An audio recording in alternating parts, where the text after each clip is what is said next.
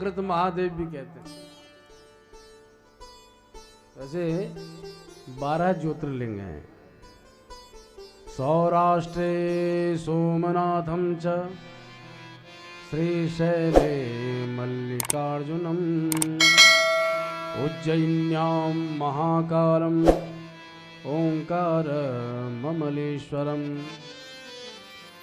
परल्यां वैद्यनाथं च डाकिन्यां भीमशंकरं सेतुबन्धे तु रामेशं नागेशं दारुकावने वाराणस्यां तु विश्वेशं त्र्यम्बकं गौतमी तटे हिमालये च केदारं घुष्मेशं तु शिवालये। फलश्रुति क्या है इन 12 ज्योतिर्लिंगों की? बोले एतानि ज्योतिर्लिंगानि सायं प्रातः पठेन्नरः सप्त जन्म कृतं पापं स्मरणेन विनश्यति। अनेकानेक जन्म जन्मांतरों की पाप राशि का क्षय हो जाता है मात्र नामस्मरण करने से।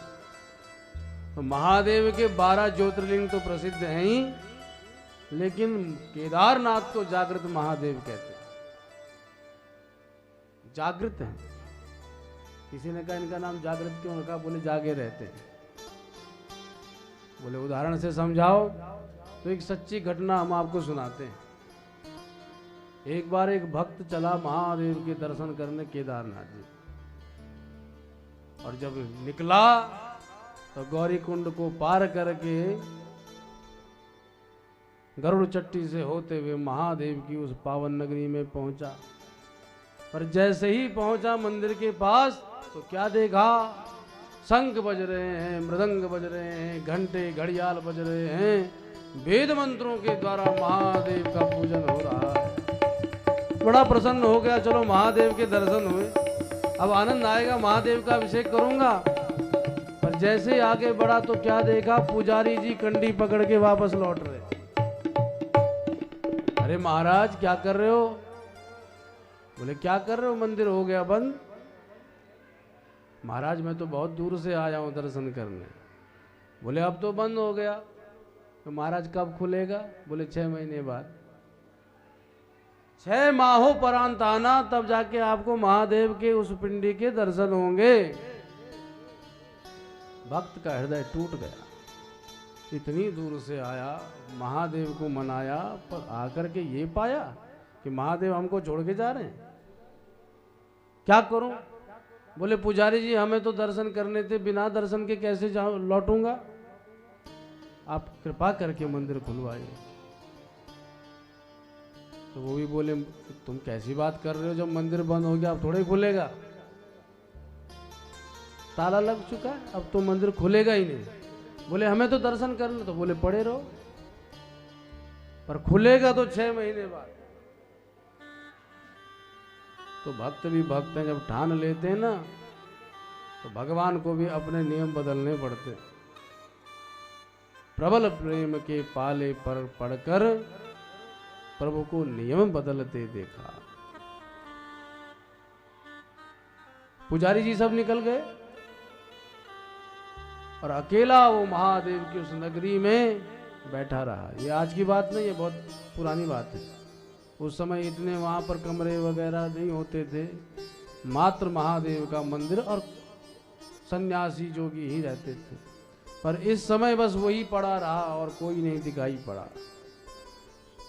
सांझ हो गई, पंडित जी तो कब के निकल गए, जो उनके साथ वेद पाठी ब्राह्मण है वो भी निकल गए। अब अकेला भोलेनाथ को मना रहा है, महादेव कृपा करो। पर याद रखो, चाहे 6 महीने हो चाहे 6 साल, पर जब तक आपके दर्शन नहीं करूंगा नहीं जाऊंगा। प्रतीक्षा कर रहा है, पर प्रतीक्षा भी कब तक करेगा? सांझ हो गई तो चूहे को कूदने लगे पेट में, भूख लग गई, वहीं पर सो गए उस बर्फ में।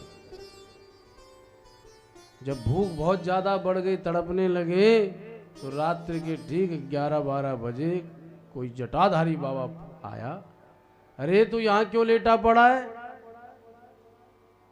बोले महाराज हम दर्शन करने आए थे, पर अब तो कपाट बंद हो गए, अब तो 6 माह बाद ही खोलेंगे। तो बोले जाना फिर, यहाँ क्या लेटा पड़ा है, तू भी 6 महीने बाद आ। बोले बस अपने राम का यही है, हम जाएंगे ही नहीं। जब तक महादेव के दर्शन नहीं करेंगे लौटने वाले नहीं। जब पक्का निर्णय देखा तो जटाधारी बाबा ने भी अपनी पोटली में से भोजन निकाला। तुझे प्रतीक्षा करनी तो कर ले, पर पहले कुछ खा ले। तो महाराज भोजन दिया। भोजन देने के बाद पाने लगा, पर अचानक देखा तो बाबा ही अदृश्य। बाबा कहीं दिखाई नहीं पड़े, पर भूख के मारे पेट दुखा जा रहा था, सो फटाफट पाने लगा। पा करके क्षुधा निवृत्ति हो गई, और कब सो गया उसे ज्ञान ही नहीं हुआ। सुबह जब भुवन भास्कर की दिव्य किरणें उसके मुखमंडल पर पड़ी, तब नींद खुली। विचार करने लगा, अब दूसरा दिन है, 6 महीने महादेव की प्रतीक्षा करनी। पर इतने में क्या देखा, शंख घड़ियाल पुनः बजते हुए सुनाई पड़े। अब महादेव की विशाल कंडी वेद पाठियों के साथ आती हुई दिखाई पड़ी। मीड़ मीड़ के आंखें देखने लगा। पंडित जी भी झूठ बोल रहे थे, कह रहे थे 6 महीने बाद आऊंगा, और आज दूसरे दिन ही आ गए। पास आकर के इन्होंने किया प्रणाम। महाराज प्रणाम, आप कह रहे थे कि 6 महीने बाद आएंगे, फिर इतनी जल्दी कैसे आ गए? बोले इतनी जल्दी? बोले हाँ, आपने कहा था कि 6 महीने तक कपाट नहीं खुलते। तो बोले मूर्ख, मैं तो 6 महीने बाद ही आ रहा हूं। 6 महीने बाद? अरे हम कल तो सोए थे। बोले नहीं तो, हम तो 6 महीने पहले मिले थे ना तुझसे। होश उड़ गए उसके कि जिसको मैं एक रात्रि समझ रहा था, वो 6 महीने की रात्रि हो गई। महादेव ही ये कर सकते हैं, दूसरा नहीं। काल, एक तो मृत्यु, तो काल के भी जो काल वो महाकाल, तो मृत्यु को भी जो नचावे वो महाकाल। और काल समय को भी कहते हैं। समय जिसके अधीन है उसका नाम है महाकाल।